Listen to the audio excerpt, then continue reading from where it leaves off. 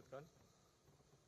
Menimbang bahwa sekedar sebagai suatu pandangan hukum sehubungan dengan surat dakwaan M. Yahya Harahap dalam bukunya Pembahasan Permasalahan dan Penerapan KUHP, Penyidikan dan Penuntutan pada halaman 384 menegaskan bahwa penguraian fakta dan keadaan yang lengkap dalam surat dakwaan lebih memberi penjelasan bagi terdakwa dan hakim tentang tindak pidana yang didakwakan. Akan tetapi, surat dakwaan yang tidak memuat uraian tentang fakta dan keadaan secara sempurna dan lengkap tidak mengakibatkan batalnya surat dakwaan.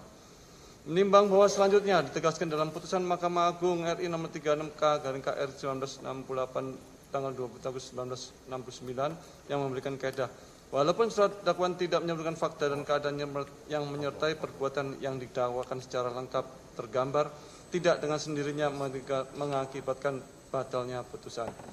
Menimbang, kemudian M. Yahya Harahap SH menegaskan lebih lanjut dalam bukunya tersebut, halaman 161 dan 162, yang berpendapat bahwa sebenarnya pasal 143 ayat 2 huruf B KUHP tidak menyebut dengan tegas keharusan surat dakwaan menguraikan secara cermat, jelas, dan lengkap cara tindak pidana dilakukan.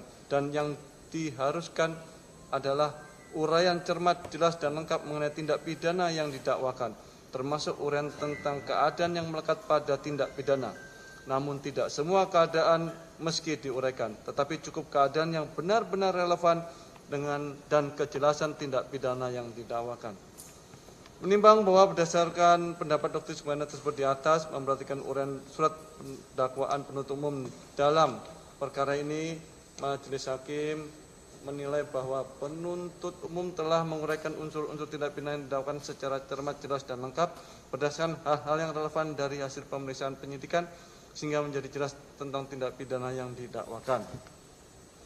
Menimbang bahwa merujuk pada prinsip peradilan cepat, sederhana, dan biaya ringan serta asas kepastian hukum, keberatan formil yang tidak diajukan terdakwa dan penasihat hukum tidak cukup beralasan untuk menghentikan proses pemeriksaan perkara ini pada tahap eksepsi. Menimbang bahwa sejalan dengan tujuan hukum acara pidana yang menemukan kebenaran material dan mengadili dengan adil dan benar, maka sebagian keberatan terdakwa dan penasihat hukumnya lebih menyangkut aspek pembuktian lebih tepat dipertimbangkan dalam pemeriksaan pokok perkara. Menimbang bahwa berdasarkan seluruh pertimbangan di atas, Majelis Hakim berpendapat bahwa keberatan eksepsi yang diajukan oleh terdakwa melalui penasihat hukumnya tidak beralasan menurut hukum. Menimbang bahwa oleh karena keberatan eksepsi terdakwa tidak beralasan menurut hukum, maka pemeriksaan perkara ini harus dilanjutkan dalam pemeriksaan pokok perkara. Menimbang oleh karena putusan ini mengenai keberatan dari penasihat hukum terdakwa dan terdakwa terhadap terdakwa penuntut umum, maka perhitungan mengenai biaya perkara ini ditangguhkan sampai dengan putusan akhir. Mengingat pasal 1656 ayat 1 dan ayat 2 Kitab Undang-Undang Nomor 8 1981 tentang hukum acara pidana atau KUHP mengadili: 1. Menyatakan keberatan dari penasihat hukum terdakwa dan terdakwa Hasto Kristianto tidak dapat diterima.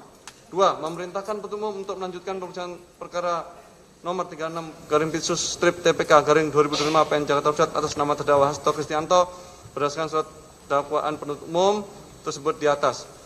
3. Menangguhkan biaya perkara sampai dengan putusan akhir. Demikian diputuskan dalam sidang permusyawaratan Majelis Hakim tindak pidana korupsi pada Pengadilan Negeri Jakarta Pusat pada hari Kamis 27 Maret 2025 oleh Rios Ramanto SHMA selaku Hakim Ketua, Fajar Kusuma Haji SHMA dan Hakim Ad hoc tindak pidana korupsi Dr. Sigit Herman Binaji SHM masing-masing sebagai hakim anggota, yang diucapkan dalam sidang terbuka untuk umum pada hari Jumat tanggal 11 April 2025 oleh Hakim Ketua dengan didampingi para hakim anggota Sunoto SHMH dan Hakim Ad hoc tindak pidana korupsi Dr. Haji Sigit Herman Binaji SHM berdasarkan penetapan Ketua Pengadilan Negeri tindak pidana korupsi pada Pengadilan Negeri Jakarta nomor 36 Pitsus TPK 25 tanggal 11 April 2025 dibantu oleh Kusuma Wati, panitera pengganti pada Pengadilan Tindak Pidana Korupsi pada Pengadilan Negeri Jakarta Pusat, serta dihadiri oleh Wawan Yunarwanto dan kawan-kawan penuntut umum pada Komisi Pemberantasan Korupsi dan terdakwa didampingi para penasihat hukumnya. Begitu ya putusan yang telah jatuhkan oleh majelis, dan terhadap putusan ini kepada terdakwa dan penasihat hukum dapat mengajukan perlawanan sebagaimana telah ditentukan oleh undang-undang, dan oleh karena putusan penasihat hukum eksepsi atas penasihat hukum terdakwa ditolak, maka sidang dilanjutkan dengan acara berikutnya, yaitu adalah pemeriksaan saksi. Dan untuk itu, setelah majelis bermusyawarah, maka acara berikutnya adalah pemeriksaan saksi diagendakan pada hari Kamis tanggal 17 April 2025.